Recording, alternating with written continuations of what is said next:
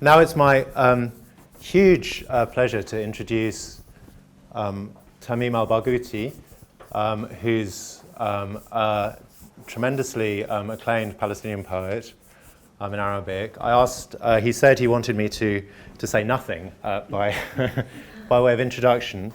The biography is on the leaflet. I did just want to kind of give a few pointers, one being that I think it's important to say that Tamim is a poet, but also someone very much involved in politics, both as a writer about politics, so this is a book about the formation of nation states in the Middle East, and in working for the UN in terms of helping really states to work better than they generally are at the moment.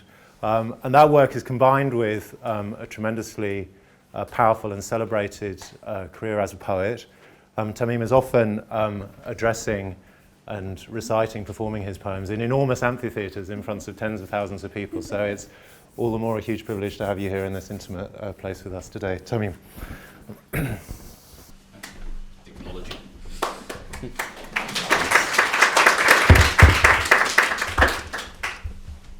Well, thank you very much for being here. Thank you for having me.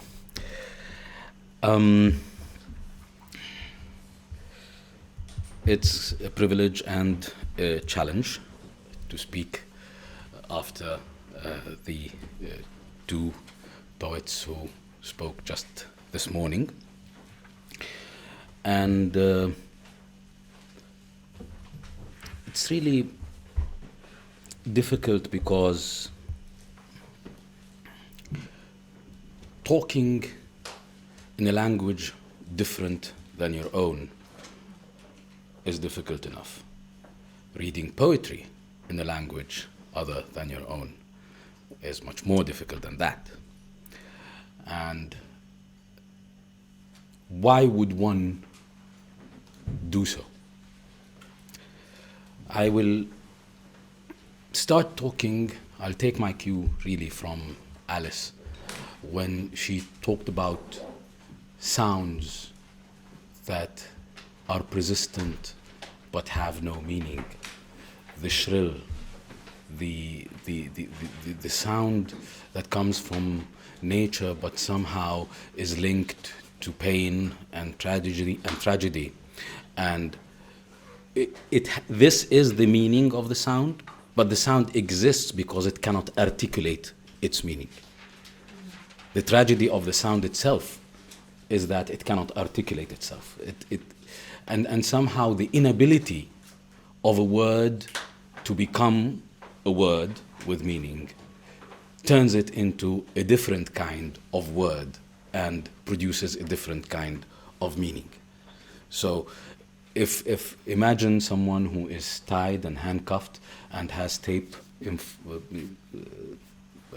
muzzling their mouths, and they want to speak, but they can't. So sounds come out. Those sounds do signify something, do signify their situation. But they do so exactly by not being articulate words. And I come from a place and born in a period of time where an entire society can be seen as that person handcuffed and muzzled and producing sounds. Now imagine that person who is handcuffed and muzzled and is being tortured and is producing sounds is naturally very eloquent and otherwise would be a great orator or a poet. So that magnifies the drama even more. I come from a place where in the past century, I would say, defeats and tragedies have not ceased. Currently, in Syria, the latest count is that the dead from this most recent conflict are more than 300,000. the United Nations stopped counting after a while because they used to document each casualty from 4 independent sources. And then the sources themselves were hit or left the country. So they stopped counting. If you add the wounded, the latest estimate by the organization I work for, which is the United Nations Economic and Social Commission for West Asia, puts the number at 2.3 million. So dead and wounded. Internally displaced people, 6 million. Refugees, 6 million. Last September, the count was at 4 million, and the internally displaced were at 8. And this is only Syria. Go back a few decades, and you will find the Secretary of State of the United States saying that it was worth it to achieve a political end of the United States, that the Iraqi people suffer casualties in the hundreds of thousands. And the figure she was commenting on was a figure presented again by a United Nations agency, by UNICEF, that the infant mortality in Iraq had rocketed, and that numbers of children who died, not because of the 2003 invasion, but because of the embargo that was led by the United States from 1991 up to 2003, were more than 600,000 children under 5 years of age. And she said it was worth it. And that's Iraq, right? Being a Palestinian, of course, you come from another kind of tragedy that goes back a few decades before. My father has a statement. He's Marina Barghouti, he's a poet and author, and he's always challenged, like, why do you talk about politics? And the argument is that his answer is that it's unavoidable because it becomes personal. Politics is not about what generals and kings and presidents say or do. It's not about the news bulletin. It's about how many family members you have for breakfast this morning in that part of the world. These huge numbers mean that it is very unlikely to find someone who's unaffected by these events personally. So if you try to write about your very personal experience, it comes out very political without intending to be so. So you want to express yourself, and this self is problematic because whatever affects you personally is also something that is happening to the collective. Right? So yourself is you and others simultaneously.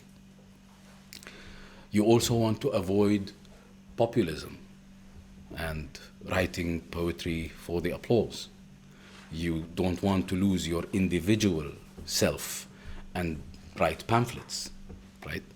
So there is the difficulty of finding yourself first and expressing it. Now you express yourself in language, Arabic, the language of most people in that region. However, in doing so, you also feel the need of expressing yourself to the rest of the world. Now, yes, Arabic is recognized as one of the 6 international languages of the United Nations, but mainly the language with which people communicate throughout the world is English. In other parts of the world, it's French, mainly because of the colonial history of Britain and France, and later on the hegemony of the United States. What makes it even more important to try to speak in English, and hence this feeling of being muzzled, trying to express yourself in a medium that is different than your natural language, like expressing yourself in murmurs or in shrills, right? Because your natural tendency to speak your own language would not be effective, or you cannot do it. This is important not only to express yourself to the world, meaning Europe and North America, but to people who are next door and involved very much in the same tragedies. We communicate with Turkish people in English, with Persian people in English, with Pakistanis in English, with Ethiopians in English, with our neighbors. Right? So when I write poetry, and when someone from Turkey or from Iran, they write poetry, we are talking about the same catastrophe. When a Kurdish poet writes, right, we are coming from the same fountain/volcano, and then to communicate with each other, there is this problem of me not learning Kurdish, him not knowing, or her not knowing Arabic. Also, a legacy of our colonial past. Also, part of the muzzle, the muzzling process and the physical muzzle on our mouth. Therefore, I was very uneasy about this being recorded because I'm going to read part of my poetry in Arabic and then part of it in English translation. And it's kind of strange for a poet to read his own poetry in another language. This in and by itself is part of this shrill, is part of trying to express yourself while, because of historical processes, you are deprived from the opportunity to do so in the natural way.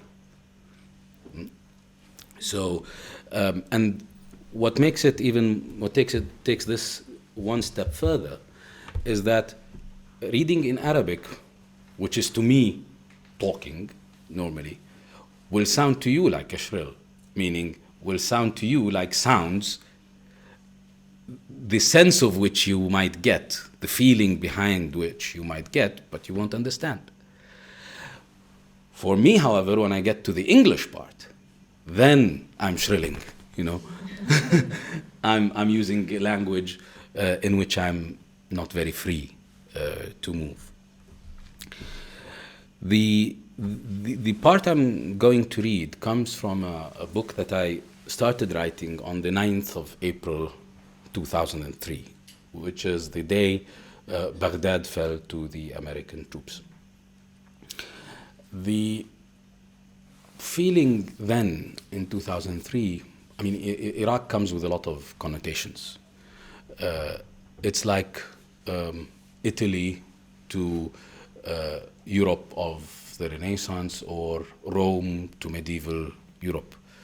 The names Baghdad, Kufa, Basra, even certain quarters in cities, in Baghdad itself, Al-Karkh, Al-Rasafa, Al-A'zamiyya, Al-Kadhimiyya. To anyone who's literate, just knows how to read and write, these come with images of decorations on mosques and palaces, sounds of poetry, rules of grammar. Even if one has never, and I have never been to Iraq, the idea of these places being obliterated by fire is a personal experience. It's not political. It's my formative images being violently changed and altered. The looting of the National Museum, the burning of documents. When someone like Donald Rumsfeld is responsible for keeping order and ruling over a city like Baghdad. It's like having the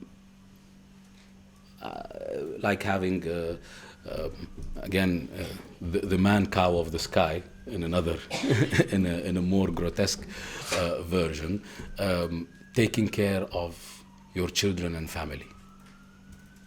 Someone who's very strange, you cannot identify with, you cannot communicate with, has all this power all of a sudden. And the feeling is, and this relates to the theme of bearer beings, the feeling is that you want to save whatever you can save, to salvage, to take a snapshot of time and space, because everything you see is temporary. The building that now is there will not be there tomorrow. So look at it, keep it in memory, codify it somehow, and do that in language, because language is the most portable form is the most portable camera. You don't have to actually have a camera, right? You just have to have your ability to remember. So the idea is to have a snapshot and keep it with you. Yesterday I talked about the necessity of language being portable because of the continuous mobility in ancient times of Arab tribes. Therefore, their main cultural production was poetic language, because they can create their collective existence through language and move from one place to another. And the relevance of this to contemporary Arabs, to Palestinians first, because of their diaspora moving from one place to another and trying to recreate home in language. So you have a country of words. And then for other Palestinized people from the region. Iraqis have been Palestinized, Syrians have been Palestinized, where there is no home, and then they have to keep it in language. And then they come here, and all that language is useless, because how can they communicate? How can they communicate it? Another reason why one tries to there is of course difficulty when you translate your own poetry, or when you contribute in translating, or when you work with a translator, that anything lost in translation will then be considered omitted by the author, right? So there is that risk. But what forces you to that is that when you don't do it, sometimes very strange things happen. My name is Tamim. When I was 5, I was in a kindergarten in Hungary. My father used to work there. And my kindergarten teacher insisted that my name was the Arabic version of Thomas. Now, Thomas comes from the Aramaic tu'ma, which means the twin. In Arabic, that's taw'am. And a twin is a person who needs another in order to be him or herself. You cannot be a twin if you don't have a sibling. So, an incomplete entity. Tamim comes from the Arab word tamma, which means complete.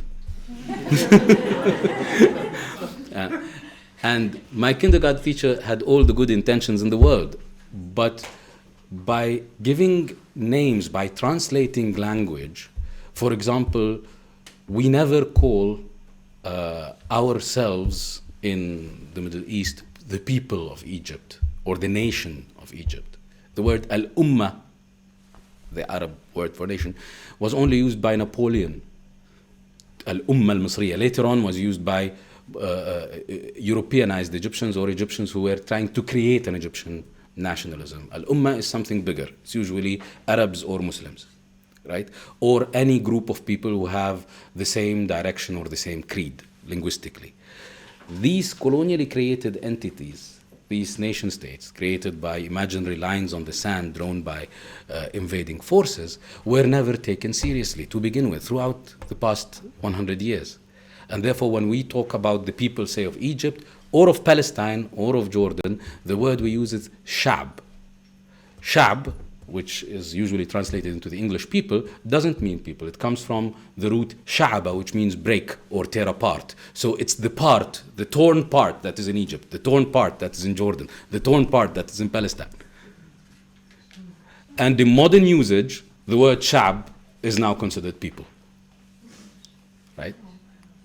But the origin of the word means the part taken out, mainly glass. A broken part of a glass. In sha'ab az-zujaj, the glass has been shattered. So this is why you need to be there when things are being translated, because a translator, good as he or she may be, he would find the word sha'b in my language and will translate it into people, right? But it isn't. And again, this is part of the process of being muzzled. So, to the shrill, to the poetry itself. This is these are excerpts from a long poem called Maqam Iraq, and it's a book-long poem and tells a story. In Iraq, every 10th of Muharram, the first year in the Hijri calendar, they weep over the death of Hussein. In the Shi'i tradition, the grandson of Muhammad, who was killed in a rebellion against a tyrant king in Damascus, Yazid. And the tradition there is that they tell stories in colloquial and in standard, in prose and in poetry. And they sing as well. So there is song, there is poetry in standard Arabic, there is poetry in colloquial spoken dialect, and there is prose and there is narration. The entities here who give their testimony are, of course, fantastical. So there are parts where you have statues in the museum speaking, you have goats, you have palm trees, crescents, so that's the general theme of the poem. I'm going to start in Arabic for the sound of it, then switch to English, then end in very short Arabic. كفوا لسان المراثي إنها ترف عن سائر الموت هذا الموت يختلف وضمدوا النخل سبعا إنه زمن للحرب لا السلم فيه يرفع السعف ضل الكلام وضل المهتدون به إن الصفات خيانات لما تصف المرء سر ووجه المرء يكتمه تحتار هل عرفوا أم بعد ما عرفوا تخبرهم فترى في صمتهم خدرا كالشيخ عزاه عن موت ابنه الخرف إن يصبروا لا تصدق أنهم صبروا أو يضعفوا لا تصدق أنهم ضعفوا يا من تصيحون يا ويلي ويا لهفي والله لم يأت بعد الويل واللهف هذه المصيبة لا يرقى الحداد لها لا كربلاء رأت هذا ولا النجف. God and goat. It is said that Umar ibn al-Khattab, the Prophet's companion and the second caliph, known for his justice, once said, "If I am told that a goat stumbled in Iraq, I would not be able to sleep, feeling guilty because I did not level the road for her." A goat is stumbling in the rubble. Whenever a goat stumbled in Iraq, Umar could not sleep for not leveling the road. A goat is stumbling in the rubble, searching in the remains of the National Museum in Baghdad for a plant or a document. To a hungry goat, they make no difference, nor do they really differ. A flower in the rubble documents it, and the document puts life into the rubble. Maybe the goat knows better. Let the roads be leveled for her. It is said that Nebu, the god of wisdom in ancient Babylon, fell in love with a goat. She was scared when he approached her. He tried to catch her. She started running. The goat could not understand what the god wanted. And even if she did, how could the god of wisdom give her little goats? How could he fight the other rams for her? And how could he give her up to the strongest ram in the herd when he grew old? The goat didn't want the god, and the god wanted the goat. The council of gods was in disarray. Enlil and Anu, referred to as An, Enlil and Anu are two sky gods in the Babylonian pantheon. So Enlil, what a scandal! What a disgrace! That crazy brother of ours will be the end of us all. We, the ones only seen in dreams, approached with fear even in imagination. We have to collect him in every night from doorsteps and backyards chasing a goat. And hear those yellow-teethed peasants' jokes. What should we do with him? A god chasing a goat? What remains of his esteem, his authority, his divinity? Anu, don't talk about divinity, dear brother. You know that if it were not for the kindness of those people's hearts, we would not have existed. We are their hopes and their fears, meaning we are theirs. They are not ours. You know what our divinity is all about, brother. We are nothing. Enlil, watch your words.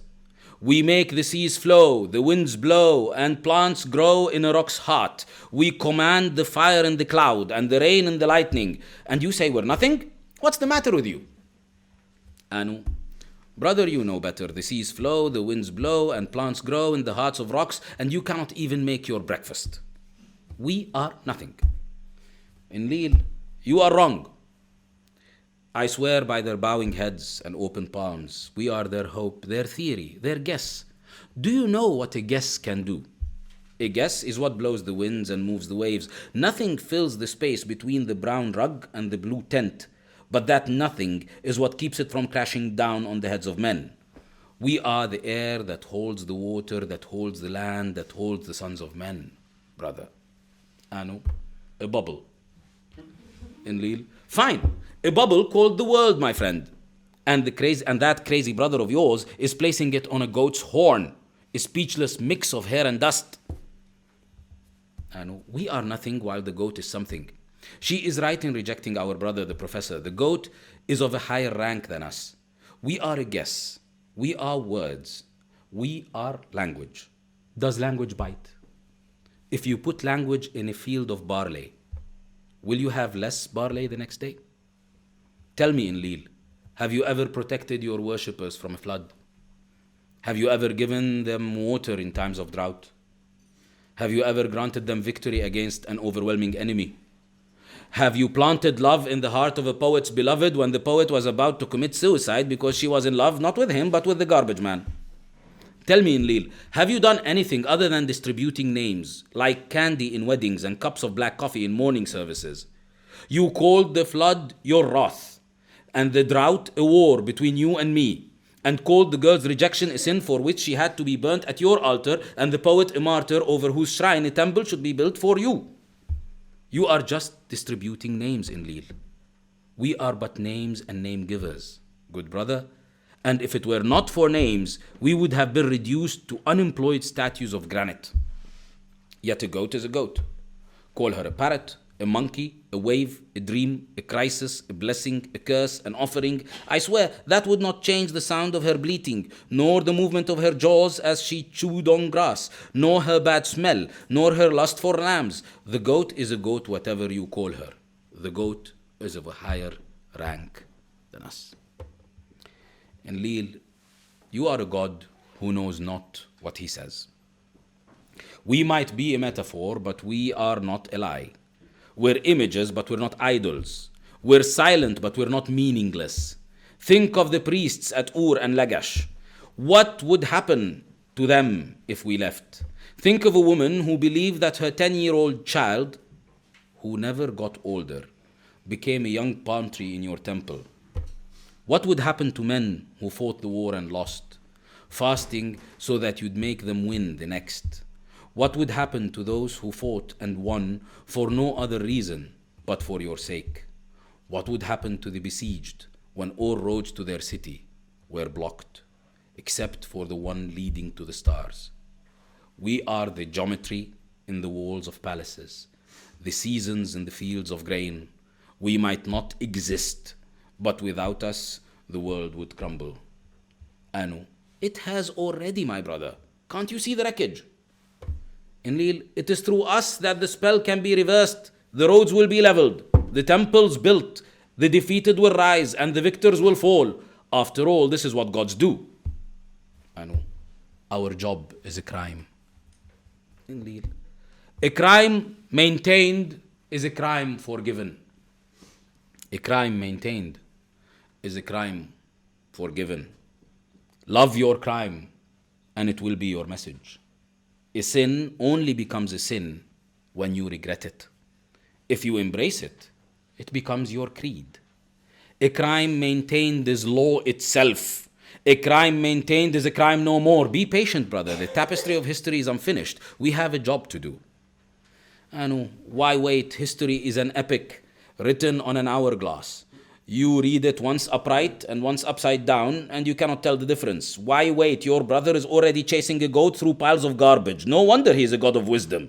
It was not love that befell him when he opened his eyes. It was knowledge, the knowledge of the ignorant, the sight of the blind, the type denied to gods. He knew of those besieged, of those who won and those who lost. You saw their piety, he saw their blasphemy. You saw their fear, he saw their anger. Do you want to wait for people to stone us? On that day, you'd wish you were a goat. Enlil, disgusted. Wish I were a goat? You think it's so much below you? Can you be a goat? Enlil, I'm a god. Anu, answer me. Could you be a goat? A lion, a cow, a donkey, a plow, a lock, a key, a pair of shoes. Enlil, could you be? I told you, I am a god. At this point, we are told, Anu left the Council of Gods, and when people from UNESCO searched the remains of the museum, they did not find any of his statues. Some reappeared in museums beyond the sea. He had given up. Enlil's statues also were not found, though he had chosen not to leave. Knowing that he was still operating somewhere in Iraq, the occupation forces went on searching every house, looking for him. The goat kept on stumbling amidst the wreckage. And Omar, awake, alone, at night, was working hard, trying to level the roads.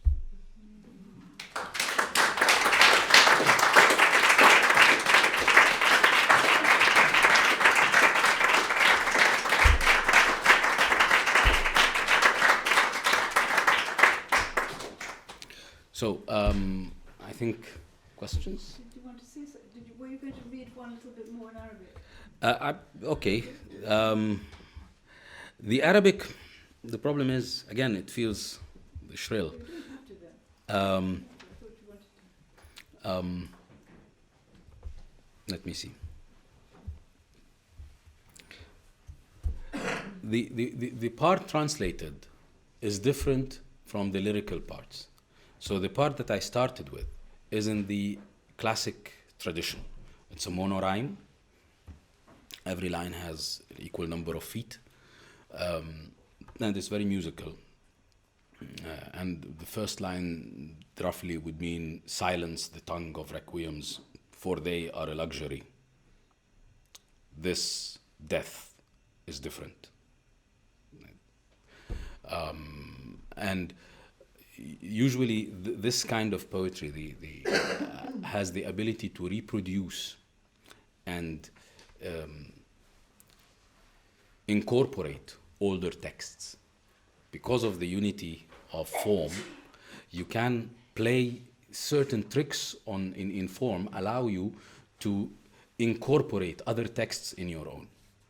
Meaning that you can get a poem with a certain form, and then you write another one using the same form exactly. And therefore lines from the older poem can fit into your own, but you can change the meaning altogether. By dislocating words from their original context into a new context, you recruit them to become your own. And this kind of practice is accepted and actually enhanced, encouraged in the tradition of classical Arabic poetry, because it involves both an act of tribute to the older poem, which can be like 1,000 years older, because the language hasn't changed. The standard written Arabic language is the same. If you write something today and you write something and you read something written 1,000 years ago, you can understand them equally. It's the same. Nothing changed. It's not like in English where you have early modern, old, and middle English. So you can have a poem written today with lines quoted from a poem written 1,000 years ago, changing the meaning altogether. Now these tricks are totally lost in translation, right? So if I'm going to read something very short, I'm just going to show you how musical it is, and then point out just to the lines that are from an old poem. So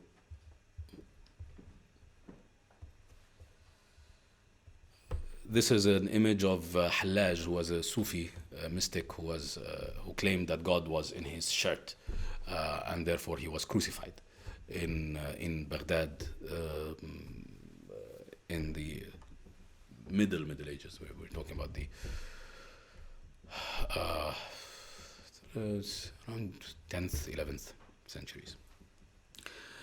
ناديت بغدادا وأهل بغداد عمري إذا أنقصتموه يزداد الحق في عباءتي والأشهاد ما حدت عنه طرفة ولا حاد أوقفني عند التقاء الأضداد حيث اليقين يلتقي بالإلحاد أنا وشكي ظبية وصياد يصطادني يوما ويوما أصطاد كفا بكف للصليب نقتاد لا سامح الله الهوى ولا كاد. ثم قال حين صلب حبيبي أيها القمر المنير بحسنك من جفائك نستجير أتهجرنا وأنت لنا أمير إذا ما اشتد في الدهر النكير أيا من نرتجيه في النوائب دعوتك إذ بليت وحان حيني كطفل ظل مرفوع اليدين لترفعني إليك بغيمتين فلم أر عندما قلبت عيني سوى عنز تعثر في الخرائب ما عنزة عثرت بل سيدي عثر ظل وقد برز الأعداء مستترا يا عنزة أرقت عن نومه عمرا أستودع الله في بغداد لي قمرا بالكرخ من فلك الأزرار مطلعه ما زال مولاي يدنيني ويردعني أطلب منه ارتياحا وهو يوجعني فحين أيقنت من أن ليس يسمعني ودعته وبودي لو يودعني صفو الحياة وأني لا أودعه. So the last line is not mine. The last line is from, again, Ibn Zurayq al-Baghdadi, a medieval poet from Baghdad who had to leave and wrote only one poem in his entire life, longing back for going back home and for his wife. And here the line where he says, I bid farewell to my beloved, to his wife, and I would rather bid farewell to my life than do so. It's a terrible translation of the line, of course. Here is something that Hallaj is addressing to God, right, at the moment of his execution. Again, as part of the scene of the destruction of the library and the museum. So these things are happening around the rubble of the library and the museum, and this is supposedly something found on a document that is being eaten by the goat. So this is how it is, and you can see here the problems of expression and non-expression, and what would signify to someone the significance that an Arabic speaker would get and a non-Arabic speaker would get. So that's it. Thank you.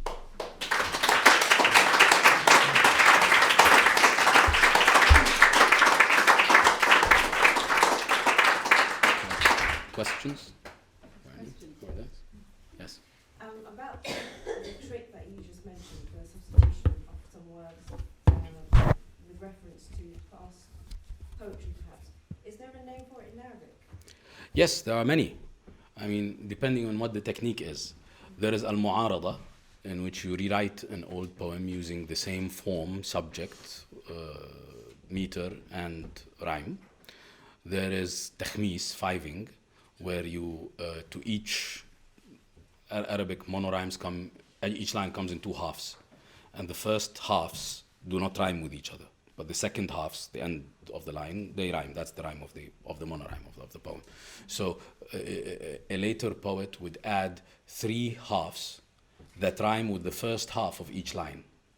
So each line becomes longer, and the meaning is completely different. And then the music of the poem becomes, instead of A, B, F, B, X, B, D, B, it becomes A, A, A, B, F, F, F, F, F, B, X, X, X, X, X, B. So 4 and 1. And though it looks like a technical thing, but it allows you to completely hijack an old poem and turn it into something totally new. And you can play with this a lot. And there are many. There is tashtir, where you completely strike out one half and substitute it for your own, with your own, and keep the other half from the old poem. Many of these tricks. I'm just going to bring Phil into it. Is Hmm? One wonders if the Ulipo knew about some of these. Well, yes. Well, one of the Ulipo was talking about the thing they call anticipatory plagiarism, which is things that are exactly like Ulipo, which happened before Ulipo. And I think we have the origin of Ulipo here, because they do exactly these things, but there's no. Certainly, I don't think they're aware of this tradition, which is fascinating. Yes. Well, first of all, I don't think there's any need for you to think you can't read your work in translation. You may not particularly like the translation, I don't know if that's it, but you certainly read it with great, brilliant eloquence. Thanks. If you want to be shrill, it was shrill, but it was more than shrill. But I actually heard Bernard Donahue, who's the poet here in Oxford, talk about Dante, and he said that both for himself and for Dante, what they are creating in their work are communities of friends. That through the work, it's not just that you're homing the language, it's the people you summon as the colloquies you have across time. And you mentioned the poet who was crucified. But I wondered if there were particular poets in the past who, for you, are the ones you, as it were, call out to, as Dante meets Brunetto Latini in the Inferno. And so this idea that it's not only that we're at home in a place that we remember and have lost, but we're home in a set of relations that we can make through language. Are there some actual figures for you? Yes, I mean, the unfortunately, again, there are many, because as we spoke, as we discussed yesterday, the tradition of leaving home is an old tradition in Arabic poetry. Begins with the mobility of tribes in the desert of Arabia in the pre-Islamic era. There were only 2 or 3 cities throughout the huge peninsula, 2 million square kilometers. Everything else is just temporary oases where people leave and move. So leaving your place and leaving your friends is an essential part of that. The first line of, not the first line, but the most famous line of the oldest poetry written in Arabic is that of Imr al-Qais. قفا نبكي من ذكرى حبيب ومنزلي بسقط اللواء بين الدخول فحوملي فطوضح فالمقرات لم يعفر اسمها لما نسجتها من جنوب وشمألي. So let's stop, my friends, and weep for the memory of a beloved and a home at the place around the sands of Tudah and Hawmal and Miqrat. So places, he mentions places names, right? It hasn't vanished because wind, like a weaver. Here, actually, an image that students of classics, it's like Penelope. She weaves and then she unweaves. So the wind weaves over the remnants of a destroyed house because she brings the sand over it and then unweaves it and the house appears again, right? And so the temporality of the house is not only by leaving it, but just the house itself, its very existence is temporary. It's covered and uncovered by something as whimsical and as random as the wind. And these are, so Imr al-Qais, Mutanabbi, fast forward like 500 years later, 10th century poet born in Iraq, lived most of his life in Aleppo, came to Egypt, was oppressed by Egypt's king.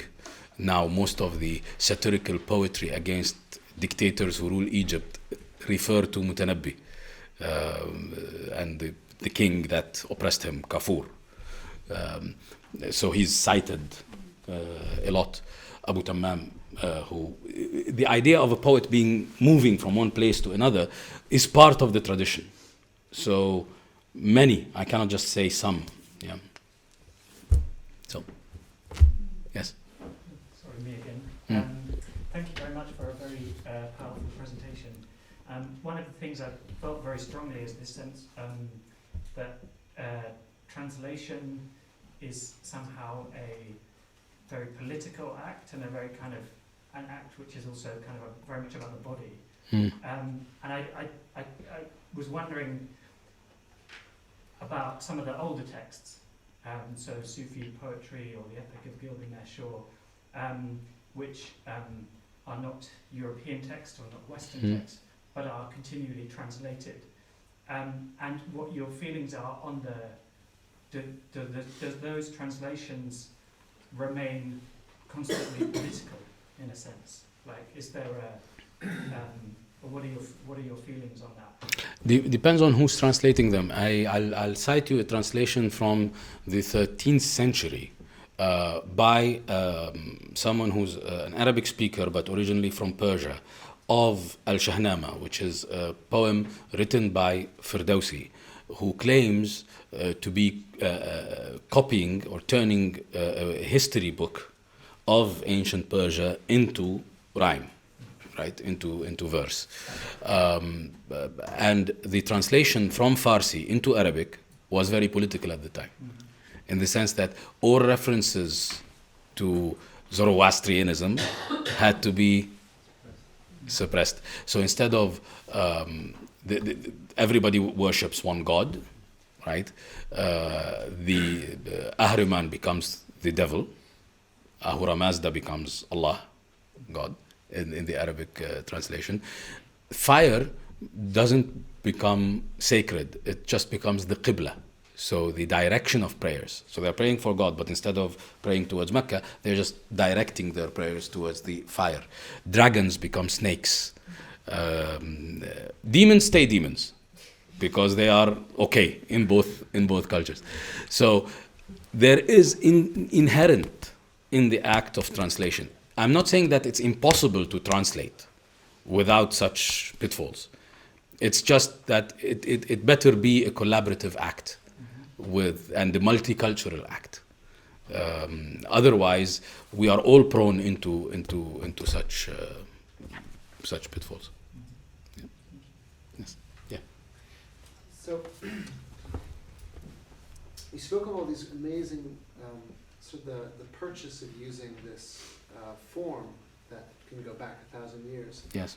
And I was wondering what you thought might be lost by not using the spoken Arabic in poetry, right? Because it struck me that that's also political, right? That's also a choice, and it changes your audience. And I wonder if that's something you grapple with. Or Yeah, it doesn't change your audience as much because if you know standard Arabic, and this is everybody who knows how to read and write in the Arab world, and the numbers are increasing. So situation wasn't as it is now, like 60 years ago. Now almost everybody does that. There are certain areas in the Arab world where the illiteracy is 0%. So everybody now knows how to read and write.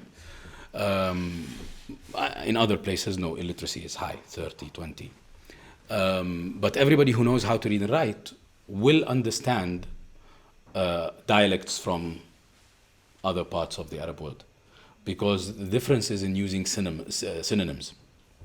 So if I say in Egypt to walk, we used it yesterday. Imshi, walk, go away. In Morocco, sir. Again, sir and imshi are two synonyms in standard Arabic. Imsh, sir, right, in the standard Arabic. So it doesn't change your audience. I have 6 published collections. 4 of them are in colloquial dialects. So 1 in the Palestinian dialect, and 3 in the Egyptian dialect, and 2 in standard Arabic. So it's not like a choice not to write. It's just wanted to read this because I hadn't really made up my mind until I saw the presentations earlier, since we were talking about Gilgamesh and the Iliad and the Odyssey. So I just wanted to stay in the same vein. And also, since we are talking tragedy, the Iraq is the well of tragic literature in the Arabic tradition. So I just made that choice, but I could have read something in colloquial as well. Can I follow up on that? Yes. So, in the last session we were talking about register, and it was interesting because the Arabic, it also, even in your reading, felt very formal, and the Arabic itself was very formal, and the English felt very colloquial. It was funny. I mean, everyone was laughing. There were jokes, but jokes in a fairly low register way, like yellow teeth, and it was, and I wondered if. And maybe that was the intention in the Arabic, but whether or not you felt that the translation then colloquialized it. No, the text translated into English, the Arabic original of it, has the same jokes, in standard Arabic.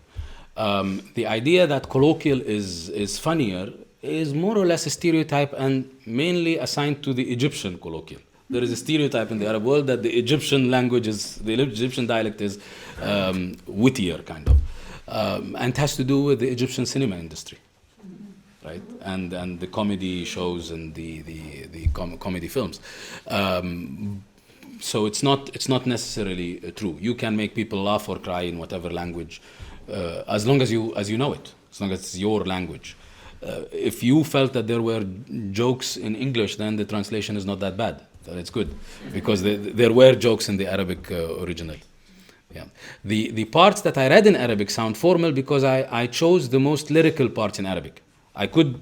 This poem has parts that are in the very standard old classical form, which is very musical and very formal, but has other parts that are in prose.